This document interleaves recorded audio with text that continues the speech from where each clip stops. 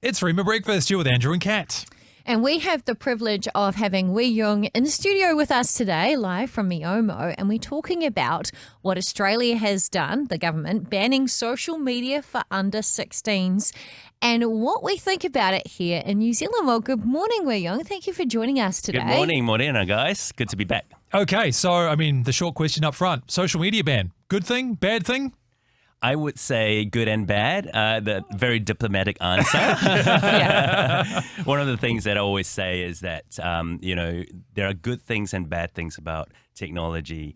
And I think you can take the very negative view of completely shutting something down, or you could take the view of helping a young person learn the good and the bad, the risks and the opportunities about anything. And so that's kind of how my starting point with this. Yeah, it's really interesting because I think sometimes when we put a ban on something, like let's just say you are 15 or 16 and you've got 18-year-old friends and they're allowed to drink alcohol, but you're not. All of a sudden, the desire is higher when you can't do something than when you can do something. And I wonder if putting that ban on it will make kids more likely to want to sneak around and do it, because human nature is a bit like that.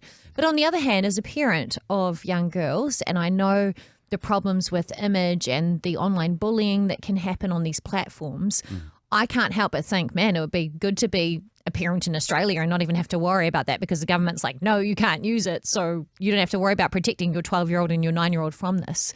So yeah, it's a mixed bag. But you know, what's interesting, Wee Young, I actually have a completely different strategy. And I don't know how I stumbled upon this, but a few years back, I heard a story of someone who had paid their child $3,000 and said, look, if you get to 18 and you don't use social media, you get $3,000.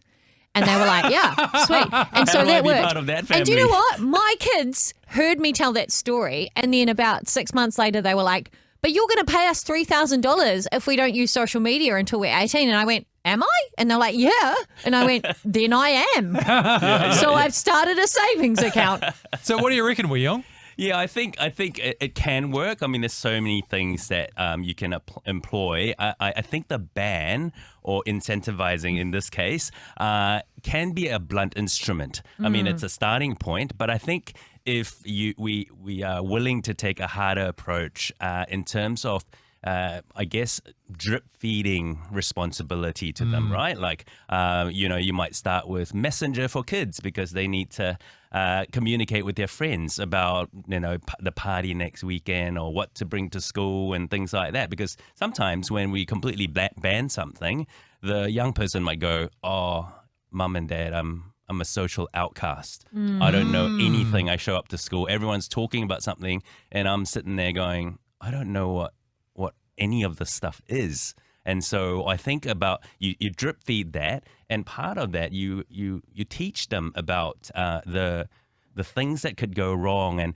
And I think we talked about it last time about the fact that our young people are a lot more aware than we think they are about risks. And so maybe just sitting down with your daughters or your children, for those that are listening, and just go, hey, let's have a quick chat. What do you think about social media? And obviously let them talk. And then they'll go, yeah, we should have social media because. And then you go, what could go wrong? And you'll be surprised at what they'll tell you. You know what you make me think of is when you do like a driving test and you get behind the wheel, and one thing that sometimes the instructor will do will be like, okay, what are all the hazards? What are all the hazards around me? And you can say, look, what's great about driving a car? Well, you got the independence, you got the speed to go places faster than walking, or convenience. But you've also got to be able to say what the hazards are. And if you only do one of those things, or if you never do that and then suddenly jump in a car and expect someone to be able to manage it perfectly, you've created a problem of your own making. Correct, 100%. And I think on a recent podcast that I recorded with a friend of mine, we talked about the idea of equipping young people to be able to survive without us, right? How will they be able to make decisions when one day we're not there? I love that analogy of a car, because you can't really expect your kid to go off, drive themselves to uni and thrive and get a job and stuff if you've never taught them how to drive, because you're too afraid they're going to crash your car. And in the same way, you can't expect your child to go leave home, cook themselves dinner and feed themselves if you've never taught them how to operate an oven. Yeah. So why doesn't the same principle sort of apply to social media platforms as well? Yep. It's a great point. I guess the question is, what's the best way, and like in terms of ages as well, because in New Zealand, and I'm pretty sure there's a law, right, with social media itself, so Facebook and Instagram, you've got to be 13, I think. 13 or Yeah. 14 to use these platforms for a start. So when it comes down to it, what is the right age to start introducing your kids to these platforms, and how do you introduce them to these platforms? Yeah, I think every young person's different, but I would say around the ages of 13 to 14 is probably a good guideline. And I think it depends on the maturity of your young person. But I think around the ages of 11 and 12, I would encourage parents to begin to introduce the idea of giving them some opportunity to make decisions. Don't start with social media. Start with other things that they can make decisions that won't have as big a consequence. Well, I know one thing you've talked about before as well with social media that we can expand on quickly is the idea of a social media contract, because it really presents the idea of, okay, here's the opportunity for you, but this is also your responsibility at the same time. Right. And you can wind it the whole way back, right? You mentioned messaging, for example, like what kind of messaging is acceptable and what's unacceptable. Yep. And if you suddenly see unacceptable messaging, you go, well, look, we can't progress past this point. I can't now give you access to Instagram because you haven't 100%.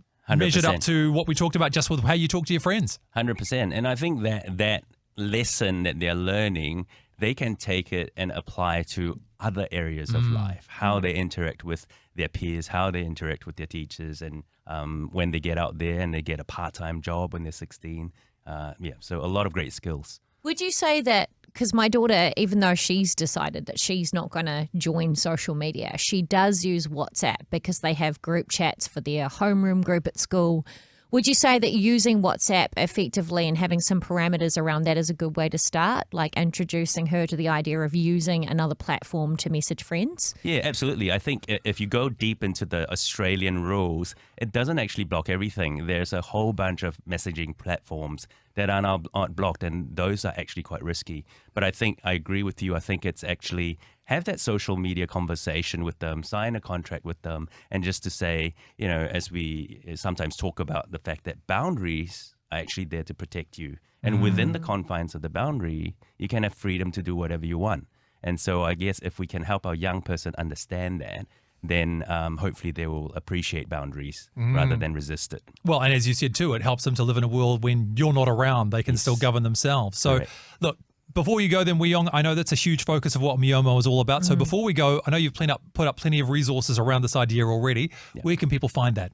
Yep. Well, the website is miomo.com, MIOMO.com. And then at all the social media, it's at MiomoNZ. And we've just released a podcast this morning talking about resilience and boundaries and challenges. Yeah. So go check it out. Well, thank you so much, Weiyong from Miomo. It's a pleasure. Thank you.